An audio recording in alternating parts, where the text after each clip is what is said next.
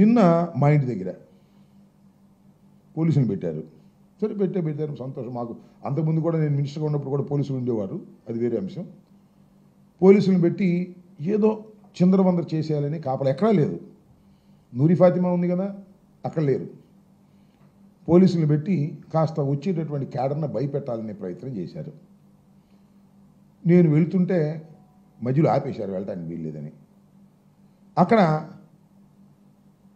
ఈ పట్టాపురం సిఐ మీద కొంత నాకు ఆయనకి మధ్యన ఘర్షణ అనివార్యంగా జరిగింది.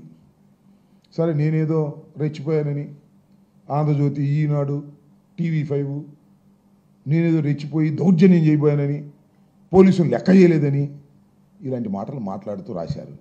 ఈనాడు అయితే దాని దుంపదగ, దాని స్టాండర్డ్స్ ఇదివరకు బాగుండేవి, ఎంత దౌర్భాగ్యమైనటువంటి స్టాండర్డ్స్కి వెళ్ళిపోయినాయంటే నిన్న ఫ్లాష్ న్యూస్ వేశారు ఈనాడులో. ఏంటో తెలుసా అది? గుంటూరు కలెక్టరేట్ వద్ద మాజీ మంత్రి అంబటి రాంబాబు దౌర్జన్యం. అంబటి రాంబాబు దౌర్జన్యం చేశారంట. చూశారుగా మీరు వీడియోస్. ప్రతినిధి బృందాన్ని మాత్రమే అనుమతిస్తామన్న పోలీసులతో అంబటి వాగ్వాదం. ప్రతినిధి బృందాన్ని మాత్రమే కలెక్టర్ గారి ఆఫీసులోకి ఎంట్రన్స్ ఇస్తాము, కడవాళ్ళు రానియము అంటే వాళ్ళతో దౌర్జన్యాన్ని దిగానంట.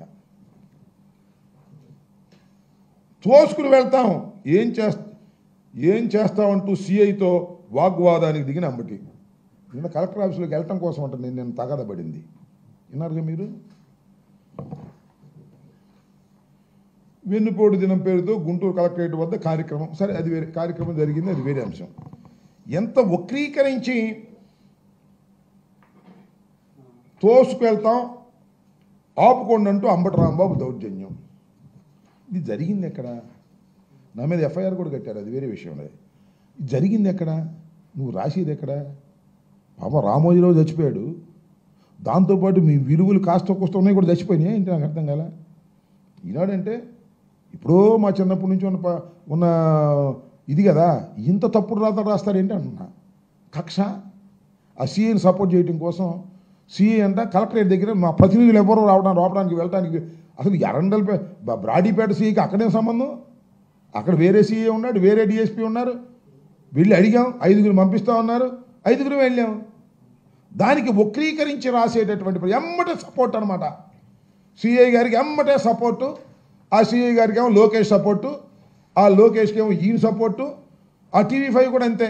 TV5 ABN నిన్న కుమ్మి పారేశారు. అంబటి రాంబాబు దౌర్జన్యం, పోలీసుల మీద డ్యామ్ డుమ్. ఈ దుంపదేగా నేను దౌర్జన్యం చేసే పరిస్థితిలో ఉన్నానా? వాళ్ళు దౌర్జన్యం చేసే పొద్దున్న నుంచి నా ఇంటి దగ్గర ఎవరన్నా వస్తే వాళ్ళ కీసు లాక్కోవటం, బళ్ళు తీసి అవతల పెట్టమంటాం, ఇలా బెదిరించే కార్యక్రమాలు చేశారు. మమ్మల్ని భయపెట్టాలనే కార్యక్రమాలు చేశారు. ఇది తప్పని నేను వ్యతిరేకపడ్డాను. వాగ్వాదం అన్నెసరీ అయినా సరే అనివార్యమైన పరిస్థితి రావడంతో గత్యంతరం లేని పరిస్థితుల్లో ఎక్కడది జేకేసీ కాలేజ్ దగ్గర, అది జేకేసీ TJPS కాలేజ్ దగ్గర బ్రిడ్జ్ ఎక్కే ముందు అక్కడ ఆపేసారు నన్ను. ఇక్కడ నుంచి వెళ్తుంటే వెళ్ళడానికి వెళ్ళేది అంటారు. కలెక్టరేట్కి వెళ్ళడానికి వెళ్ళేదా నేను? ఆ CI specially posted Pattapuram, specially posted. నేను 2 కంప్లైంట్స్ ఇచ్చా, కిరా కార్పి మీద, సీమరాజు మీద. నెల దాటింది అనుకుంటా, రిజిస్టర్ చేయలే.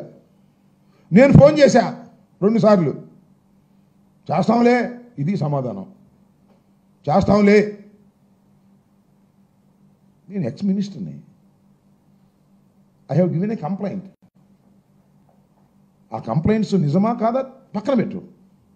నేను 2 కంప్లైంట్స్ ఇచ్చి 2 సార్లు నేను ఫోన్ చేస్తే, ఏమండి సిఐ గారు చేస్తారంటే చేస్తాంలే అని సమాధానం.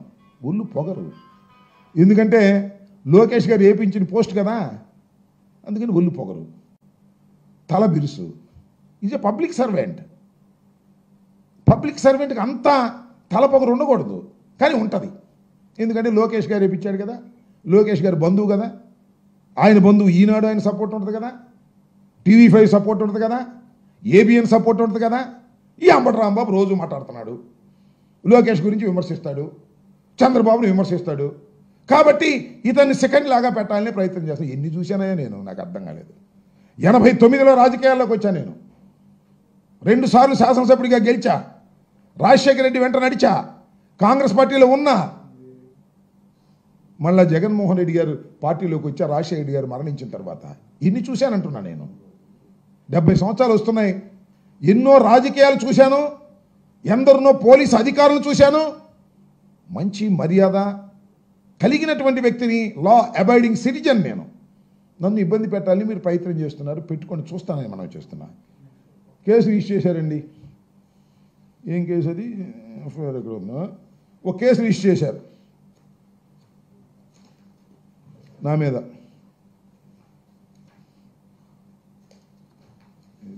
కేసు రిజిస్టర్ చేశారు. Crime number 239/25 Pattapuram. నిన్న కేసు రిజిస్టర్ చేశారు నా మీద. భయపడతానా? మీ కేసులు నేను భయపడతానా? భయపెట్టాలని అనుకుంటున్నారు కదా మమ్మల్ని మీరు. వైఎస్ఆర్ కాంగ్రెస్ పార్టీని, వైఎస్ఆర్ కాంగ్రెస్ పార్టీలో ఉన్న నాయకుల్ని ఎఫ్ఐఆర్లు పెట్టి భయపెట్టాలని మీరు ప్రయత్నం చేస్తున్నారు. అంతేగా? మీ కేసులకు these are all false cases. నేను వెళ్తుంటే నన్ను మధ్యలో ఆపి మీ విధులకు నేను అడ్డం వచ్చానని చెప్పేసి నా మీద కేసు రిజిస్టర్ చేశారు. నా మీదను వినోద్ అని విద్యార్థి నాయకుడి మీద. ఈ కేసులకి మేము భయపడతామా? డోంట్ కేర్ అంటున్నా. చట్టంలో తేల్చుకుంటాం. నా మీద తగాదా పడి నన్ను బెదిరించి నా మీద కేసు రిజిస్టర్ చేసిన ఆ సిఐ ఎవరైనా సరే చట్ట ప్రకారం అంతు తేలుస్తానని కూడా ఈ సందర్భంగా మనం చేస్తున్నా. చాలామందిని చూశాను నేను.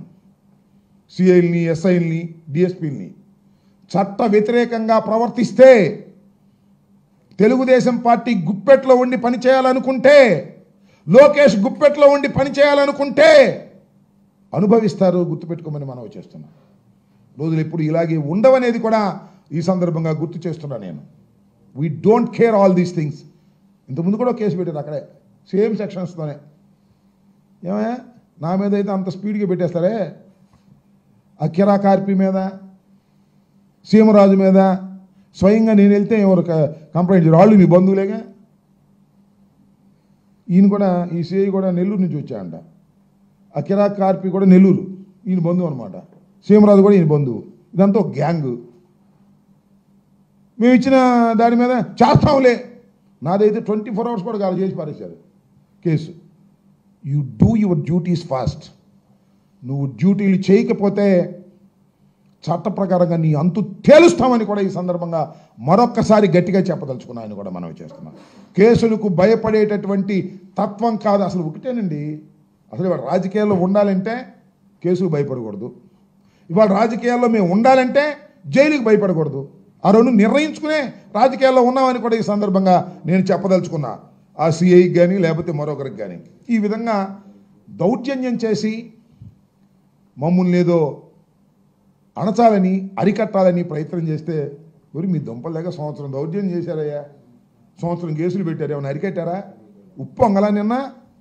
ఇంకా ఇదే పద్ధతిలో మీకు వెళ్తే ఇంకా ఉప్పొంగి మీకు చాలా డేంజరస్ సిచ్యువేషన్కి తీసుకెళ్తుందని కూడా ఈ సందర్భంగా నేను చెప్పదలుచుకున్నాను.